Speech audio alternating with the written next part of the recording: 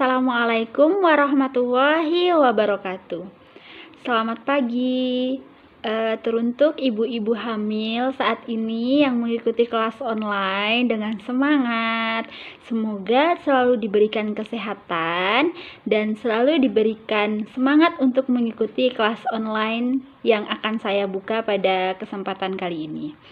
Baik, ibu-ibu hamil yang saya sayangi, perkenalkan saya Bidan Puji Nuaniah dari Puskesmas 1 Kecamatan Bulu, Kabupaten Temanggung, Jawa Tengah.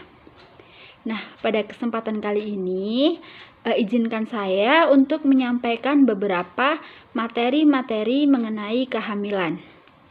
Nah, berhubung sekarang masih dalam keadaan pandemi COVID-19, kita akan melakukan kelas ibu hamil secara virtual atau online. Baik, kita akan mulai. Yang pertama, kita baca doa terlebih dahulu sesuai dengan keyakinan kita masing-masing. Baik Ibu, setelah kelas online ini diawali dengan doa, mari kita mulai kelas ibu hamilnya.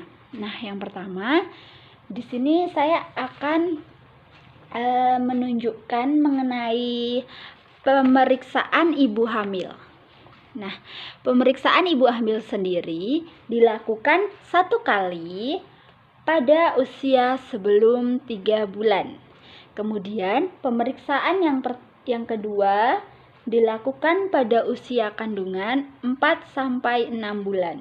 Kemudian dilakukan 2 kali pada usia kandungan 7-9 bulan. Nah, jadi dalam masa kehamilan itu kita melakukan minimal pemeriksaan 4 kali ya ibu-ibu, yaitu 1 kali pada trimester pertama, 1 kali pada trimester kedua, dan 2 kali pada trimester ketiga. Baik Ibu, apa saja sih pemeriksaan dalam pelayanan kehamilan itu? Yang pertama ada pengukuran tinggi badan yang cukup.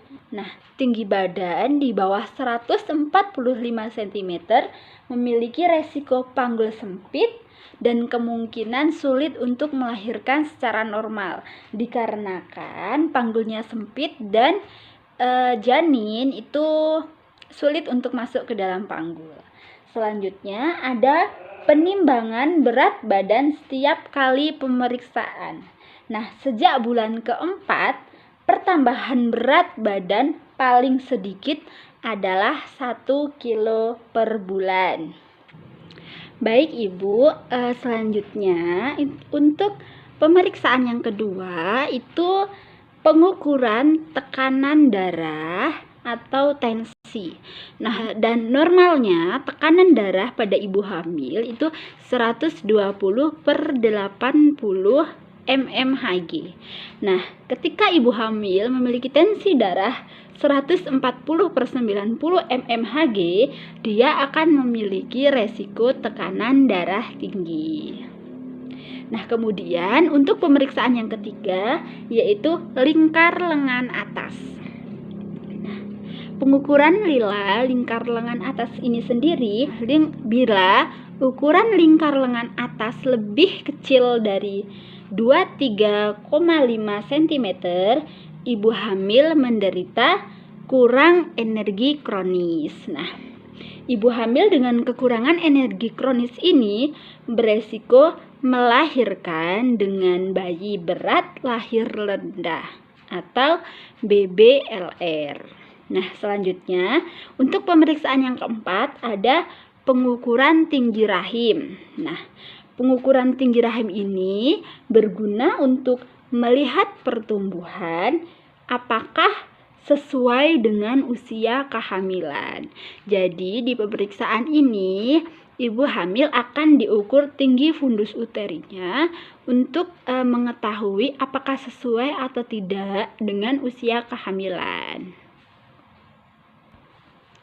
Baik ibu-ibu, untuk pemeriksaan yang kelima, kita akan melakukan pemeriksaan letak janin dan denyut jantung janin. Nah, pemeriksaan letak janin ini sendiri ketika sudah memasuki trimester 3, seharusnya janin sudah mulai berada pada bagian bawah, yaitu janin sudah mulai masuk pintu atas panggul. Kepala janin sudah mulai masuk ke pintu atas panggul ya ibu-ibu. Nah, jika janin belum memasuki pintu atas panggul, bisa saja ada kelainan letak atau ada masalah lain. Kemudian untuk detak jantung janin sendiri normalnya pada 120 sampai dengan 160 kali per menit. Nah, apabila kurang dari 120 atau lebih dari 160 kali per menit, pasti ada gawat janin atau harus segera melakukan rujukan. Nah, selanjutnya untuk pemeriksaan yang keenam ada status imunisasi tetanus. Nah, bila mana diperlukan mendapatkan suntikan tetanus toksoid sesuai anjuran petugas kesehatan. Nah, jadi ibu hamil harus melakukan suntik tetanus toksoid. Ini akan mencegah penyakit tetanus pada ibu dan janinnya. Baik ibu, kemudian di dalam tabel rentang waktu pemberian imunisasi tetanus dan lama perlindungannya seperti ini. Tetanus yang pertama itu sebagai langkah awal pembentukan kekebalan tubuh terhadap penyakit tetanus. Bisa dilakukan pada masa prakonsepsi. Kemudian tetanus yang kedua itu 1 bulan setelah dilakukannya suntik tetanus yang pertama, yaitu lama perlindungannya sekitar 3 tahun. Nah, selanjutnya ada tetanus yang ketiga, itu 6 bulan setelah tetanus yang kedua, yaitu lama perlindungannya 5 tahun. Selanjutnya ada tetanus yang keempat, yaitu 12 bulan setelah tetanus ketiga. Itu lama perlindungannya 10 tahun. Dan kemudian suntik tetanus yang kelima itu 12 bulan setelah tetanus yang keempat. Nah, lama perlindungannya lebih dari 25 tahun. Baik ibu-ibu, untuk pemeriksaan yang ketujuh yaitu pemeriksaan pemberian tablet tambah darah. Nah, ibu hamil sejak awal kehamilan itu minimal minum 1 tablet tambah darah setiap hari. Nah, selama kehamilan itu diminum selama 90 hari. Di sini digunakan untuk penambah darah sekaligus mengurangi rasa mual pada ibu hamil. Kemudian pemeriksaan yang ke-8 ada tes laboratorium. Nah, tes laboratorium sendiri itu untuk mengetahui tes golongan darah, nantinya untuk mempersiapkan ibu ketika persalinan itu mengetahui jika ada kekurangan darah bisa melakukan donor darah dan ibu sudah mengetahui golongan darahnya. Kemudian yang kedua ada tes hemoglobin untuk mengetahui apakah ibu kekurangan darah atau anemia. Kemudian yang ketiga ada tes pemeriksaan urin. Nah, di sini digunakan untuk mengetahui adanya protein atau glukosa pada urin ibu hamil itu sendiri. Selanjutnya ada tes pemeriksaan darah seperti HIV, AIDS, kemudian sifilis. Nah, di sini pemeriksaan malaria dilakukan di daerah endemis. Baik Ibu, untuk pemeriksaan yang ke-9 itu ada konseling atau penjelasan. Di sini kami sebagai bidan atau tenaga kesehatan akan memberikan penjelasan mengenai perawatan kehamilan, kemudian pencegahan kelainan bawaan pada saat kehamilan, kemudian persalinan, imunisasi, kemudian ada nifas, perawatan bayi baru lahir, ada ASI eksklusif, keluarga berencana, dan imunisasi pada bayi. Nah, penjelasan ini akan kami berikan secara bertahap sesuai kunjungan ibu pada saat kehamilan. Nah, kemudian untuk pemeriksaan yang ke-10 itu ada tata laksana atau mendapatkan pengobatan. Jadi, jika ibu mempunyai masalah tentang kesehatan pada kehamilannya, kami akan memberikan tata laksana dan akan memberikan pengobatan. Nah, untuk selanjutnya, tips saat hamil itu ibu bisa mengikuti kelas ibu hamil. Seperti saat ini yang kita lakukan, kita melakukan kelas ibu hamil itu berfungsi untuk bertukar informasi, bertanya jawab. Kemudian sharing tentang informasi apa saja, kehamilan, persalinan, nifas, perawatan bayi baru lahir. Kemudian pada saat mengikuti kelas ibu hamil ini, paling sedikit itu 4 kali dalam pertemuan. Sebaiknya 1 kali pertemuan dihadiri bersama suami ataupun keluarga. Jadi pada kelas ibu hamil ini, ibu hamil sendiri, ibu-ibu ini didampingi oleh suami atau keluarganya. Nah, selanjutnya ada juga kita akan melakukan kelas ibu balita.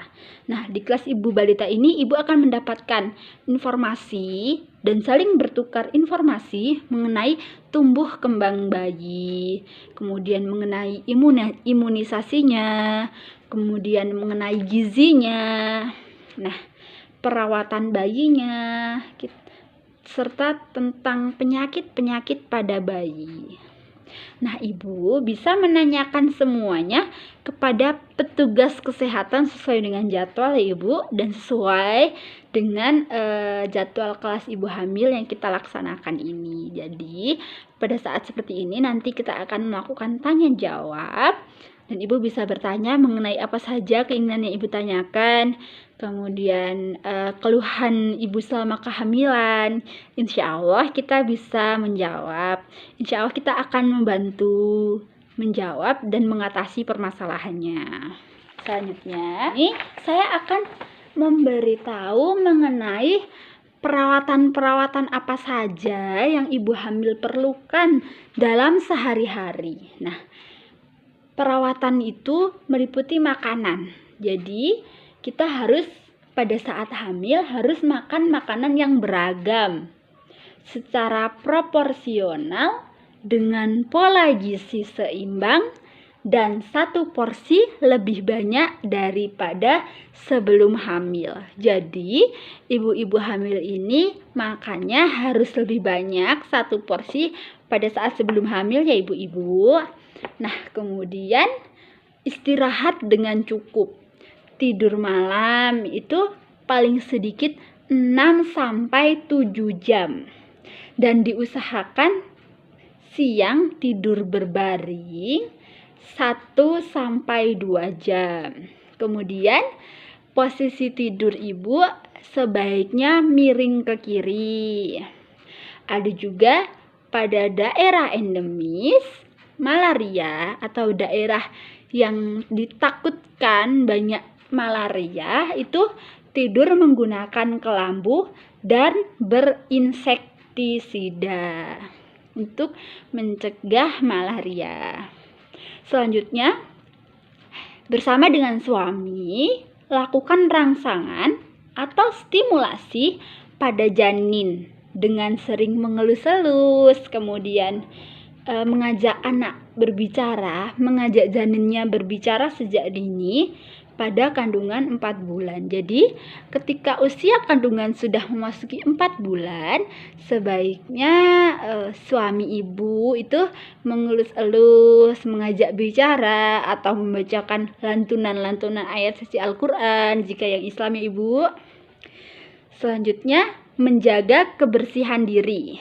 Nah, menjaga kebersihan diri ini selalu mencuci tangan dengan sabun, air bersih secara mengalir, kemudian buang Kemudian selalu mencuci tangan setelah buang air kecil, buang air besar. Kemudian menyikat gigi secara teratur. Dan benar ya ibu-ibu, minimal sikat gigi itu setelah sarapan dan sebelum tidur. Nah, kemudian usahakan mandi 2 kali sehari. Apalagi kita di Temanggung ini dengan suasana yang dingin sekali, kadang kita mandi cuma 1 kali sehari. Nah, ibu-ibu usahakan mandinya untuk 2 kali sehari ya ibu, supaya sehat. Walaupun dingin, usahakan mandi di jam-jam yang tidak terlalu dingin. Usahakan mandi 2 kali, pagi dan sore hari. Selanjutnya, bersihkan payudara dan daerah kemaluan secara bersih ya ibu-ibu.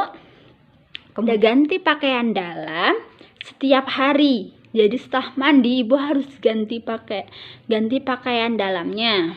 Kemudian periksakan gigi ke fasilitas kesehatan. Jadi giginya diperiksa untuk mendapatkan perawatan. Ditakutkan nanti gigi berlubang atau ada pembengkakan, kemudian ada perdarahan pada gusi.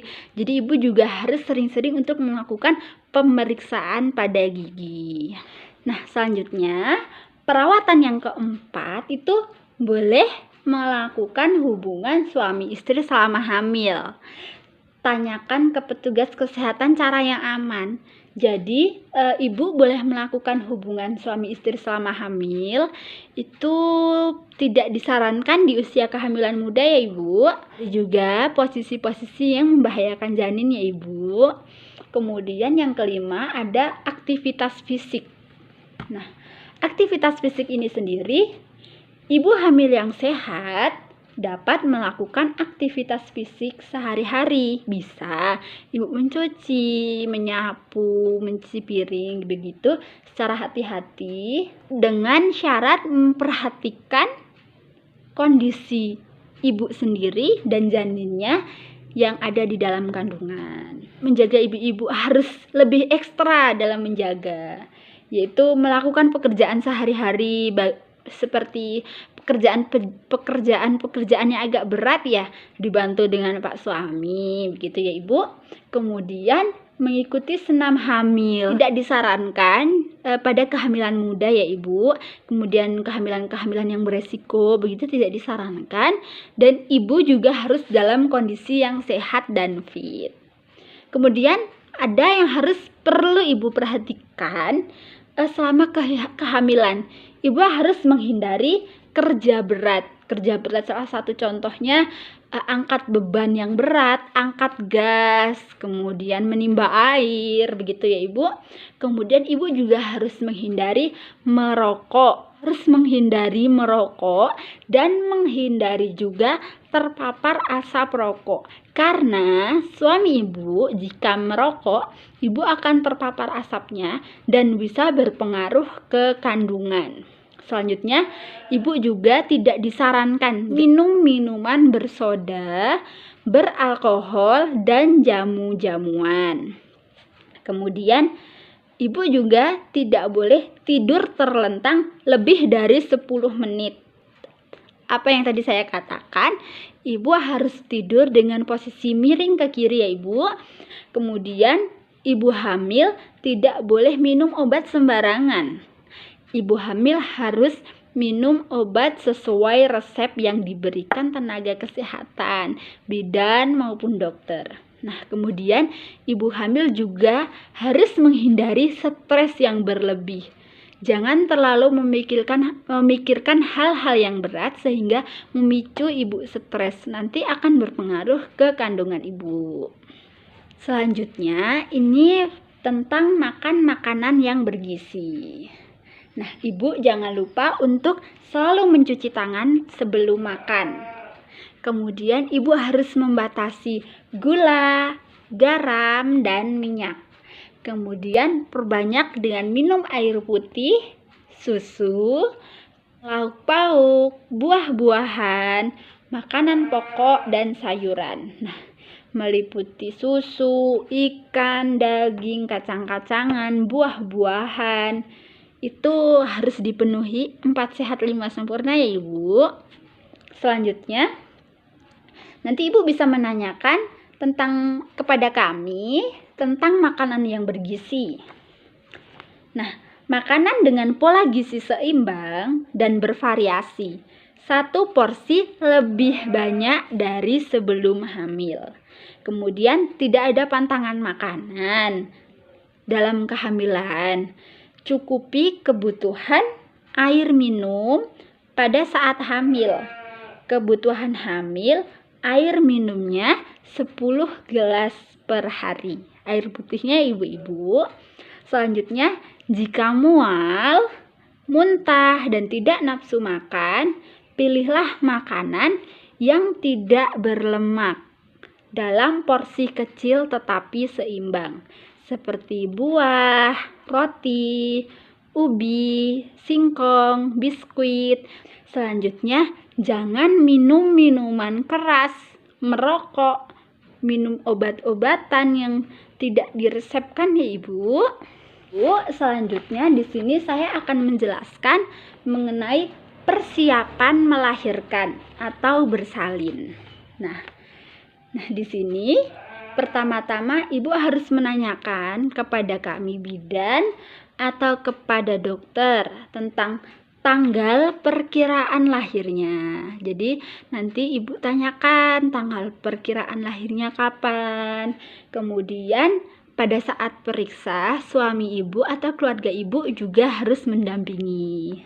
Siapkan lebih dari 1 orang yang memiliki golongan darah yang sama.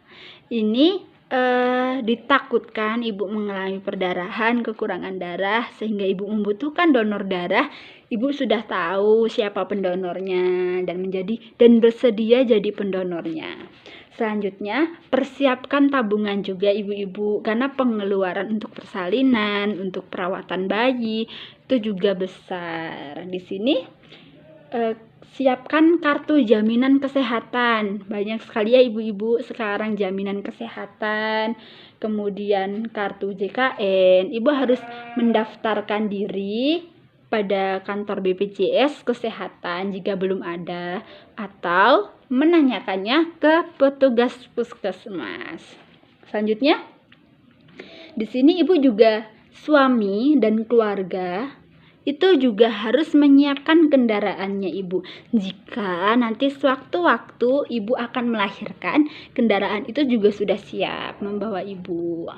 Selanjutnya, rencanakan. Ibu harus mempunyai rencana akan melahirkan di mana, ditolong oleh bidan atau dokter atau fasilitas kesehatan lainnya. Begitu, Ibu harus sudah persiapkan. Selanjutnya, pastikan ibu hamil dan keluarga menyepakati amanat persalinan dalam stiker P4K dan sudah ditempatkan di rumah ibu hamil.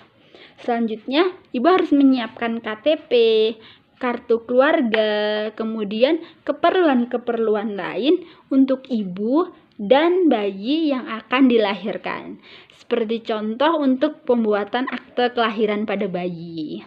Nah, selanjutnya, rencanakan untuk mengikuti keluarga berencana. Setelah bersalin, Ibu bisa menanyakan kepada kami tentang cara ber-KB. Ibu, selanjutnya saya akan menjelaskan mengenai tanda bahaya kehamilan. Nah, Ibu, jika mengetahui tanda-tanda bahaya kehamilan, segera periksakan ke puskesmas, rumah sakit, atau bidan praktek mandiri ya Ibu. Nah, tanda-tanda bahaya kehamilan itu seperti apa?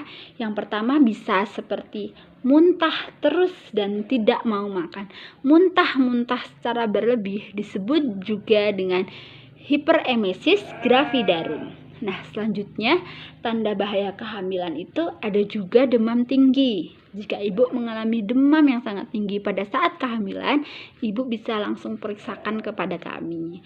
Selanjutnya, tanda bahaya kehamilan itu ada bengkak kaki, tangan, kemudian bengkak pada wajah, atau sakit kepala dengan kejang-kejang. Selanjutnya, tanda bahaya yang lain ada janin dirasakan kurang bergerak dibanding sebelumnya. Sebelumnya sudah bergerak aktif ini setiap pagi, siang. Kenapa sekarang tidak bergerak atau kurang? Itu ibu harus periksakan. Selanjutnya ada pendarahan pada hamil muda dan hamil tua. Ibu segera periksakan ya. Kemudian pada kehamilan tua, air ketuban keluar sebelum waktunya. Jadi jika hari perkiraan lahir masih agak lama dan air ketubannya sudah keluar, ibu harus segera lakukan pemeriksaan. Baik ibu, yang terakhir ada masalah lain pada kehamilan. Di sini apabila ibu mengalami masalah-masalah tersebut seperti demam, menggigil, berkeringat, bila ibu berada di daerah endemis malaria, menunjukkan adanya gejala penyakit malaria, ibu harus segera membawanya ke bidan praktek mandiri.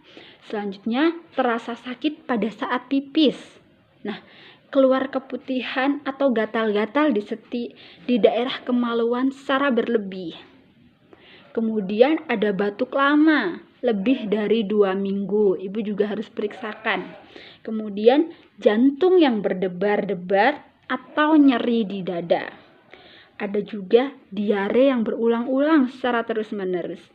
Nah, yang terakhir ada sulit tidur dan cemas secara berlebihan. Ibu juga harus segera bawa ke puskesmas, rumah sakit, dokter atau bidan praktek mandiri.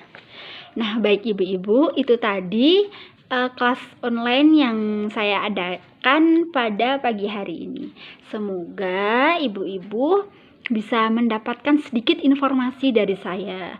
Informasi yang saya berikan bisa bermanfaat dan bisa menambah wawasan ibu-ibu hamil yang mengikuti kelas online saya pada pagi hari ini.